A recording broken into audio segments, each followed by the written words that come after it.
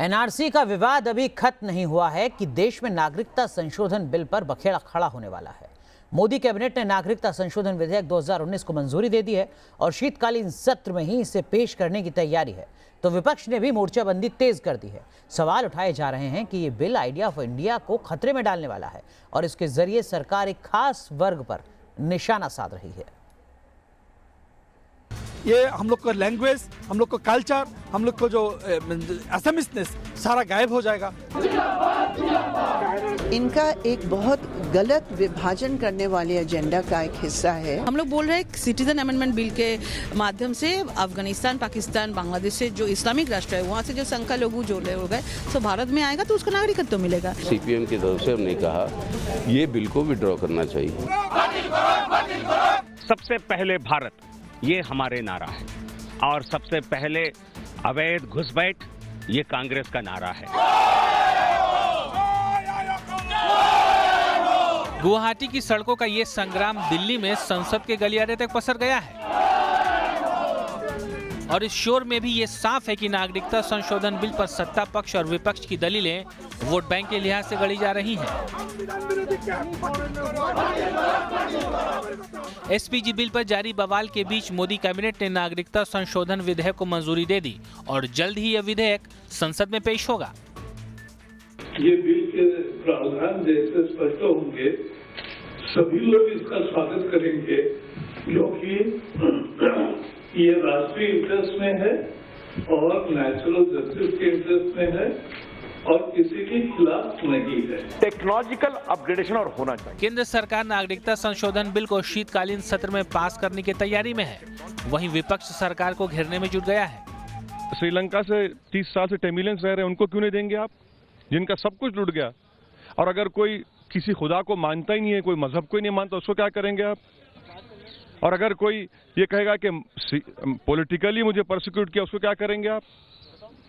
हमने as a मुल्क doctrine of non रिफ्यूलमेंट को हमने माना है। ये कस्टमर इंटरनेशनल लॉ है, उसका वायलेशन भी होगा। दरअसल नागरिकता संशोधन बिल में अफगानिस्तान, पाकिस्तान और बांग्लादेश से आने वाले सिर्फ गैर मुस्लिम शरणार्थियों यानी हिंदू, जैन, बौद्ध, सिख, पारसी और ईसाई समुदाय के लोगों को भारतीय नागरिकता देने का प्रावधान है। विरोधियों का सबसे ज्यादा ऐतराज इसी प्रावधान को लेकर है। मजहब का बुनियाद पर कोई भेदभाव करने वाला कानून कॉन्स्टिट्यूशन के खिलाफ होता है और ये कॉन्स्टिट्यूशन के खिलाफ होगा जो कुछ भी ये करेंगे। बिल के विरोधी दलों ने सिटीजन अमेंडमेंट बिल 2019 को संविधान की भावना के खिलाफ बताया है और मांग की है कि नागरिकों के बीच उनकी आस्था के आधार पर भेद नहीं किया जाना चाहिए।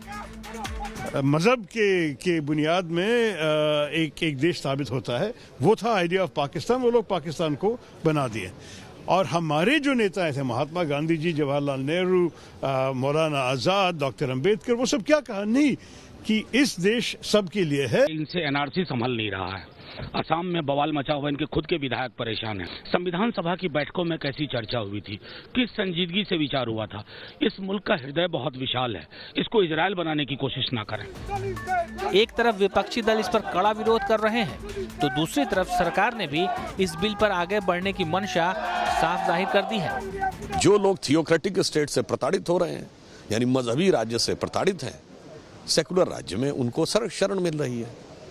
क्या वो संविधान की मूल भावना के अनुरूप नहीं, बल्कि इसका विरोध करना संविधान की मूल भावना के अनुरूप है। बिल का विरोध करने वालों को लिए उनका जवाब देश देगा। देश इस बात के लिए उनको सबक सिखाएगा कि वो क्या देश को सराय बनाना चाहते हैं या देश को एक विकसित कंट्री बनाना चाहते हैं। गुवाहाटी में नागरिकता संशोधन बिल के खिलाफ all India United democratic front ने मोर्चा खोल दिया है। ये सब डिसीजन एंटी कॉन्स्टिट्यूशनल है और ये एंटी कॉन्स्टिट्यूशनल ये डिसीजन से हम लोग खुश नहीं है। इसके लिए हम लोग पार्लियामेंट में जाएंगे, हम ट्राई करेंगे ऑल अपोजिशन के साथ में ये बात लेके और गवर्नमेंट के साथ भी अदर जो रीजनल एलाई पार्टी है उन लोग को भी कोशिश करेंगे। दरअसल सदन में नागरिकता संशोधन बिल को पारित करवाने के लिए मोदी सरकार की ये दूसरी कोशिश है। इसी साल 8 जनवरी को नागरिकता संशोधन बिल लोकसभा में पारित हो चुका था, लेकिन इसे तब राज्यसभा में नहीं भेजा गया था। Team news nation. चलिए सीधा रुख करते हैं, हमारे सहयोगी मोहित बख्शी हमारे साथ जुड़ रहे हैं दिल्ली की एक ऐसी कॉलोनी से जहां पर बड़ी संख्या में शरणार्थी मौजूद हैं। मोहित, जरा उन लोगों से भी बात कीजिए और उनसे जरा समझने की कोशिश कीजिए कि इस प्रस्तावित विधेयक का क्या कुछ मतलब है उनकी जिंदगी के लिहाज से। जी बिल्कुल अनुराग, मैं उन्हीं लोगों से बात करता हूँ। ये लोग पाकिस्तान के सिंध प्रांत के ज़्यादातर लोग रहने हैं और 2011 और 13 में भारत आए थे और वहाँ तब से इन्होंने भारत में शरण ले रखी है। यानी 6 साल का जो अगर नंबर हम बात करें जिसकी बात कही जा रही है विधेयक में, उसको ये नॉर्म्स को पूरा करते हैं। और इस वक्त हमारे साथ सोनेराम हैं। सर सोनेदास जी, जो ये पूरा बिल है इसको आप लोग किस तरीके से देख रहे हैं और कितनी उम्मीद जगी है इसके बाद? बहुत खुशी की बात है, परमात्मा और मोदी की 100 साल तक उनकी आयु रहे, तो हम तो बहुत खुशी की बात है। जो ये हमारे सारे बेचारे किसान जो पाकिस्तान से बिछड़े हुए जो आए हुए हैं उनके लिए तो बहुत धन्यवाद है मोदी के। जिंदगी में क्या फ़र्क पड़ेगा अगर ये नागरिकता मिलती है? बहुत खुशी है भाई, यहाँ की सिटीजनशिप मिल जाएगी, नागरिकता यहाँ की मिल जाएगी, हमको बाहर निकलने के कारोबार करने के लिए कुछ सहूलत हो जाएगी, सुधार आ जाएगा। आपको कितना फ़र्क पड़ेगा जब अगर ये बिल पास हो जाता है तो? ये बिल अगर पास हो जाए तो हमारे बच्चों, हमारे भी कोई रोजगार का फर्क होगा, सावधान होगा, लेकिन सबसे ज़्यादा हमारे बच्चों को सावधान होगी कि हमारे बच्चे यहाँ के हो जाएंगे, ये भी धरती माता की सेवा कर पाएंगे।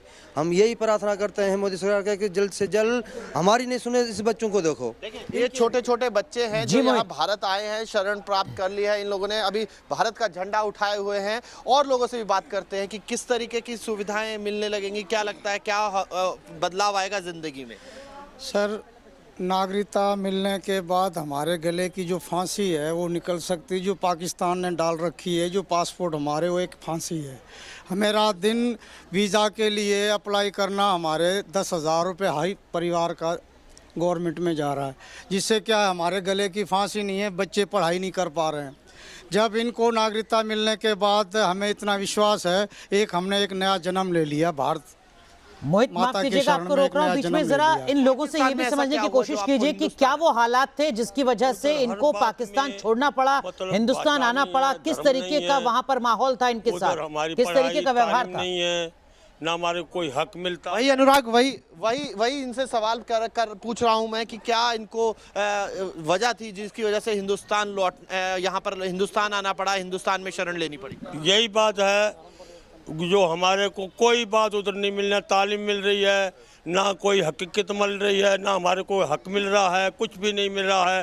पाकिस्तानी ऐसे आवारा माना फिरते हैं, कई बच्चों की पढ़ाई नहीं हो रही है। आप बताइए क्या क्या ऐसी बातें थी जिसकी वजह से हिंदुस्तान, आपको यहाँ पर हिंदुस्तान आना? हमें हिंदुस्तान आने का ये कारण है, हमें वहाँ धर्म परिवर्तन किया जाता था, हमारे मंदिर तोड़े जाते थे और इससे जितने कारोबारी थे उनको अगवा किए जाते थे, जिससे कि कोई सुनवाई नहीं थी। गवर्नमेंट जो थी पाकिस्तान की, उनके द्वारा ही अत्याचार हिंदुओं पर किया जा रहा और आज भी किया जा रहा, पाकिस्तान की सरकार द्वारा ही किया जा रहा।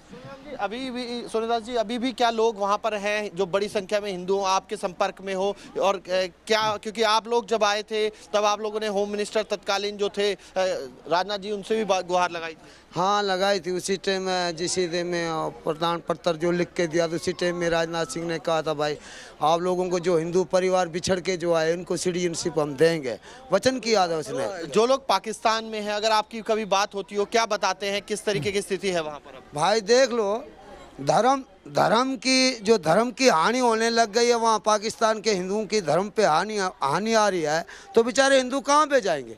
एक भारत खंड है, वहाँ क्या हिंदू आके शरण लेगा? जी मोहित, अब और देश बता दो हिंदू का, वहाँ हिंदू बेचारे चले जाएंगे। तो है ही भारत हमारा देश, हमारा भारत है, हिंदुओं का देश है हमारा, हिंदू भारत एक बचा। तो आप सुन सकते हैं, इनका दर्द भी है, इनकी खुशी भी है, इसी में अनुराग सब कुछ है इनका बिल्कुल। लेकिन इस विधेयक को लेकर कुछ सवाल भी हैं। मोहित माफ कीजिएगा आपको रोक रहे हैं, आपको एक बार फिर सीधे लिए चलते हैं अपने सहयोगी मोहित बख्शी के पास, जो उन तमाम लोगों के साथ हैं जिनको भारत की नागरिकता मिलने जा रही है प्रस्तावित नए विधेयक के साथ। मोहित, जरा एक सवाल उस विवादित मुद्दे पर भी पूछिए उन लोगों से जिसमें यह कहा जा रहा है कि एक खास वर्ग को नागरिकता नहीं दी जाएगी जो संविधान की मूल भावना के खिलाफ है। मोहित।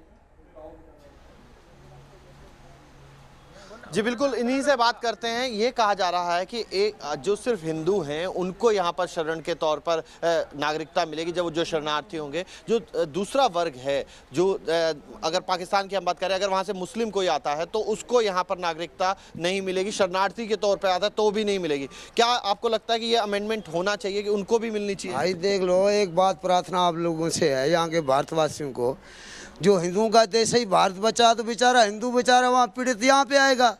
मुसलमानों का तो देश है वो वहाँ पे रहे, उनकी किस वजह से उनकी नागरिकता यहाँ पे है? भाई हिंदुओं पे वहाँ पे अत्याचारी हो रही है तो इसलिए भाग के आ रहे हैं हिंदू।